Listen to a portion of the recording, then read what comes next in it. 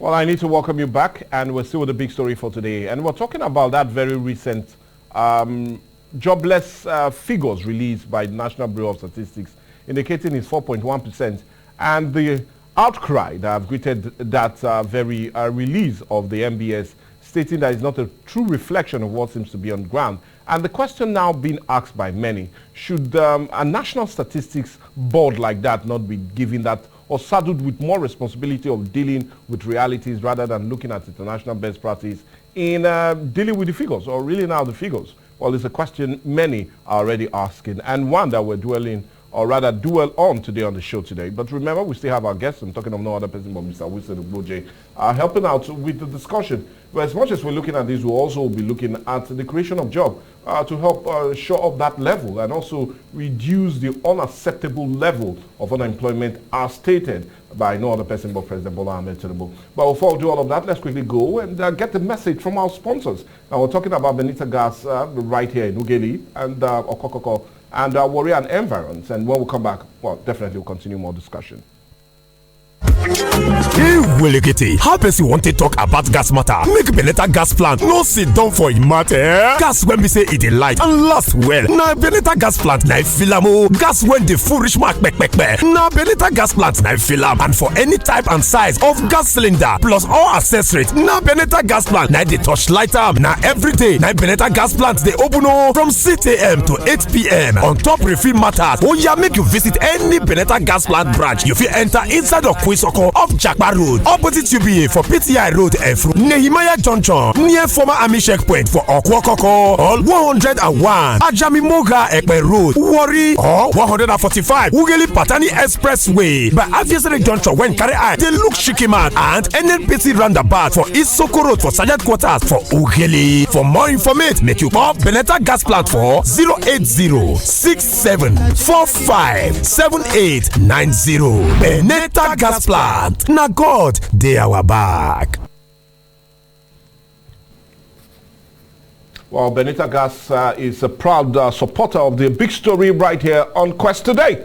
But you do know the big story is big and will accommodate any of your business ventures. All you need to do, come over here and let's see how we can talk business. But anyway, we're still talking about the business of job creation, and looking at it is what we really love to do, and we're doing this morning. But let's quickly come back to you, Mr. Wilson Ogboje. But in case you're joining us, you've missed a great deal. Earlier half of the show, we talked about that very statistics released by the MBS, and is it a pure reflection or just a take from how the international organization, labor organization, seem to do it? And should we follow that route or route, or should we rather stick with what we know before? So it's more like a pure reflection of what seems to be happening. All of that is what took center stage in the early parts of this discussion. But let's further it. And I'm forced to ask, is there an issue of unemployment or underemployment? Because I have a reason for asking this question. And my reason, irrespective of whether it's the public or private sector, for example, there are millions of young Nigerians who had both informal and formal training on basics of life. For example, let's talk about artisans. These are persons that have gone there, they've learned the trade, learned the work, but most of them are not using that to live on. And pure reason for that is they do not even have the funds to either buy the machines or even help to rent a store or even to deal with the issue of power that has always been a bane of our underdevelopment and also how sad the economy has been. So my question is, these same persons are now either riding Okada, Keke, as we call it here. And yet, would you say these people are unemployed? Are they not underemployed because they are not adding pure value to the economy from where they learned their trade from? They're not adding that value with the knowledge they have in their required skills. So my question now is, should we be looking at unemployment or underemployment as it stands? Value to the economy. I think the Nigerian situation is rather complicated.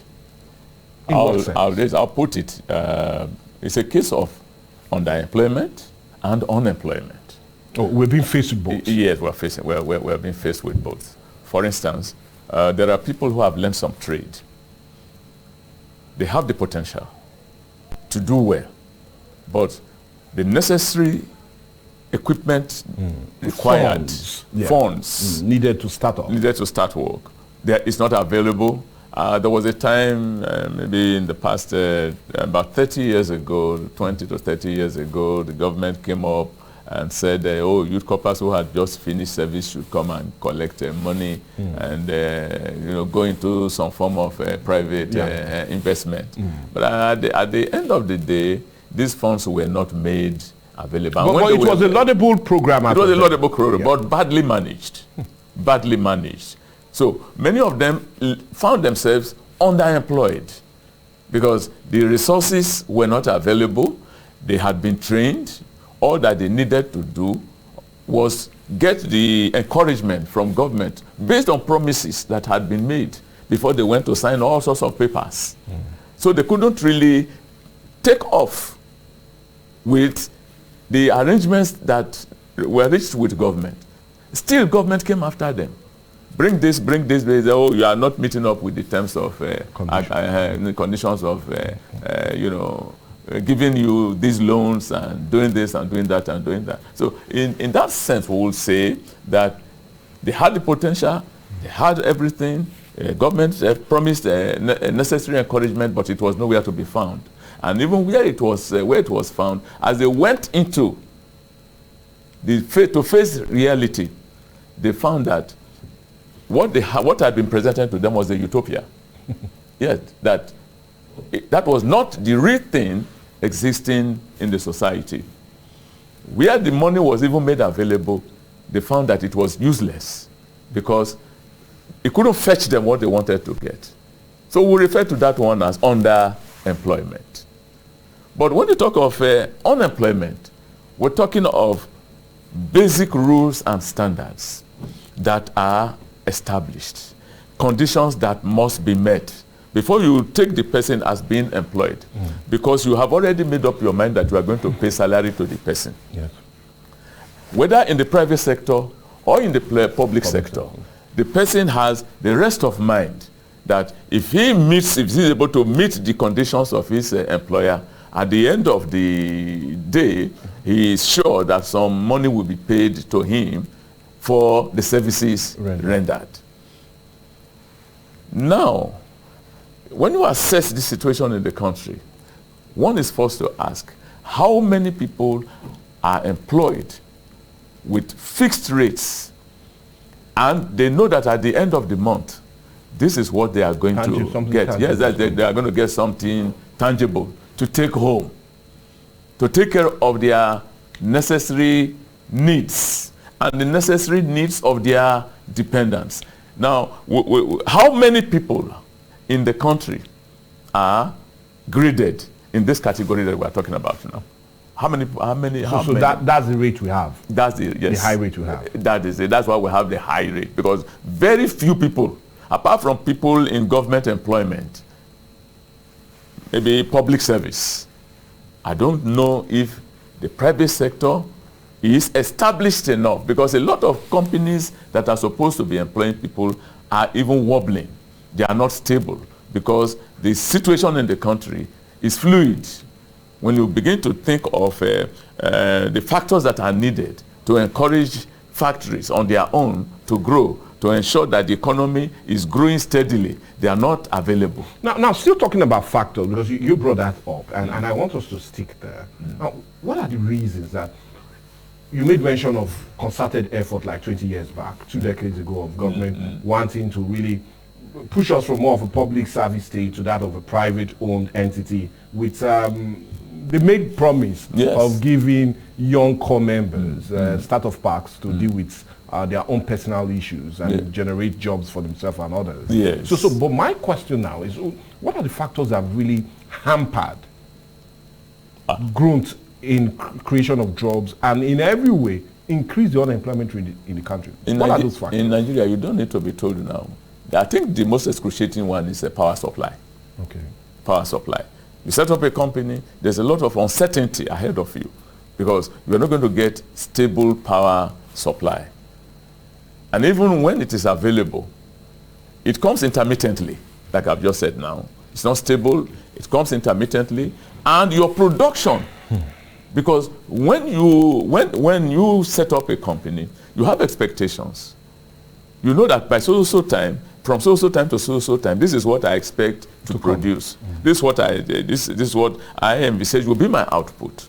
But with incessant power failure, your output is not guaranteed.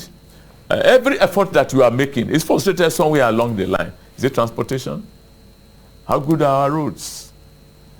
How stable are the sources of raw materials? You can have them. You go to get them. You want to fetch raw materials for production in the factory. Along the line, vehicles will break down because of the poor state of our roads. And beyond that, it is expensive to move them from the sources of production down to the factory where they are going to be used. But you now find there are so many areas disjointed. Gray areas. Yeah, the 3 areas disjointed. We're talking about 3, they are up to 10, they are more than 10. There are more than 10 areas involved in this. But we're talking about the very crucial ones that are very, very essential to the success of any business enterprise. If those ones are not there, you cannot hope to achieve good success in whatever you are doing. So at the end of the day, at the end of the month, you come to look at your earnings and think of how you can pay those who are working for you. You discover that you can't break even. And that is why you find that a lot of people default even in the payment of salaries to people who are working under them. It starts from there. When they cannot. Yeah, they can't break even. Can't break even. Yeah, you at the end of the month you put all that you have done together, your expenditure, and then your profit or whatever you expect is not there, and then the workers are there. You have employed them, so you have failed. So businesses fail primarily, number one, because of power supply in Nigeria. Poor transportation system. And then you come to production mechanisms that are disrupted from time to time, right from the beginning when you start to the. Sometimes there are goods you produce, and when there is power failure, you have to get rid of the whole of that set of that you put in place. So in no measuring words or even being a bit economical with the truth. What are the effects of all of this? Because we keep reading out statistics, year in, year out. We keep giving out projections. Cooked statistics. Cooked up statistics. Okay, cooked up. Yeah, well, anyway, if you say so. Yeah. If you feel it's cooked up. Somebody is telling you that unemployment rate in Nigeria is 4.3%. Is that not a cooked up figure? Okay, well, anyway, if you say so, but let's stick to it. Now, what would all of this cook up to lead to? Now, you're talking about cook. What would these really result to? High rate of unemployment. Because we keep, it looks as if we're almost at a tipping point. With what you said, 50% projection, that's what you projected. Yes, on the mining MBS is saying 4.1%. But what do you say would be likely income of a continuous high rate of unemployment in the country? That's what we are seeing in Africa now. And that is? Yes, that's what we are seeing in Africa. Military intervention here and there. Even though the military cannot solve the problems, they feel they have to make a move. Okay, you mean social unrest? Social unrest. Look at Niger with with the coup there. People coming out every day to rally in support of the military junta, telling you that our democracies have failed. Our democracies have failed. Look at Gabon yesterday here. We count and still counting. And still counting. Because people are disenchanted. They see the inadequacies in governance by our people who go to office to get spoils of office. Well, you are seeing what is playing out in Nigeria. People who just won elections, they've gone to start work, and they're thinking of what they can give to themselves first, before thinking of the ordinary people. And in Nigeria, for Nigeria's case, it's a very peculiar one at the moment, because a lot of planlessness has resulted in hardships and suffering for people. Yet, those people who were elected to office are fighting to make themselves comfortable. It's the same thing in nearly all the African countries. You are aware that this issue of coup plotting and so on that was rampant in Europe, rampant in the Middle East, rampant in Southeast Asia. It's only now in Africa and some parts of Southeast Asia that we are beginning to have such. It's all because of social unrest. Governments are not living up to expectations. People go into office and not planning adequately to ensure that the desires of the people are met. Rather, they think of how they can fulfill their own desires before thinking of any other thing. At the end of the day, how long are they going to stay in office? By the time they meet their own needs, struggle to meet their own needs for 2 years, the disenchanted people are already disillusioned. They already believe that the remaining 2 years are not going to be of any use to themselves. What does it mean when you render a man useless for 2 years? Because you are trying to satisfy your own personal interests. So at the end of the day, it is these issues that are responsible for social unrest that is leading to coup plotting in Africa. Until our leaders develop a new attitude, a pragmatic attitude towards governance, these problems will continue to haunt us, and there's nothing anybody will be able to do about it. That is my take on this issue. Okay, well, anyways, in case you're joining us, it's still Quest today, and we're looking at that statistics given by no other but National Bureau of Statistics just last Thursday, indicating that it's 4.1% of Nigerians are unemployed. Forgive me laughing on that, though. But anyway, like he said, it's quite laughable. But in respect of how really funny it sounds, it's more of a serious issue. Can we really rely on that and tell ourselves or give ourselves a pat on the back that we're really doing well? Or should more concerted effort be put into place to ensure that, well, we get the figures, and the figures don't lie, because the facts don't lie. But anyway, that's what we're looking at here. But I want us to quickly leave that and deal with solutions, because we keep talking about the problem and the resultant effect of really high unemployment rate in Nigeria. And funny enough, you had to even liken it to the whole of Africa. And that seems to have a very frightening dimension taking place at the moment. But yeah, President Bola Ahmed Tinubu, on the mining, he talked about issues that concerns the coup plot on Monday. He also had his first executive council meeting, and where he also emphasized that he has about 8-point agenda to turn the economy around. And top of that list is the issue of job creation, where he said 50 million jobs will be created in the next 3 years. But well, many have applauded it. Many feel it's achievable, but others also doubt it and feel it's just a pipe dream. And someone that, well, they doubt if it will happen. But for you, and I really want to ask, now if followed religiously and some of the things he said he will do, are you quite confident that really Nigerians, 50 million of us, can be employed in 3 years and help bring down the numbers of unemployment rate? Well, I'll begin by asking you, how many people have lost their jobs in these past 3 months that President Tinubu came to office? How many people have lost their jobs? And apart from those plums that are being built up for politicians, how many people have had their situation improved? Because you have to, it starts from the very beginning. Apart from political appointments, in what area do you think people have started to benefit from the government of President Tinubu since he came to office? And you're talking about his policies. You're talking, yeah, the policies.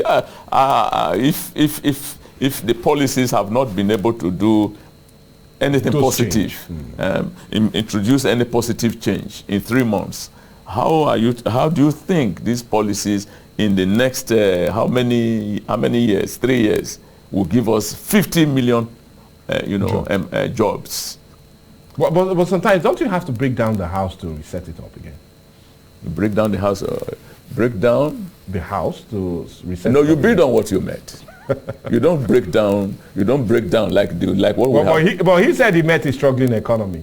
An economy that's riddled with a whole lot of borrowing and with the debt profile put at 77 trillion naira and also inflation at 24.03%. So how can you build on that? But you live what you have met in office.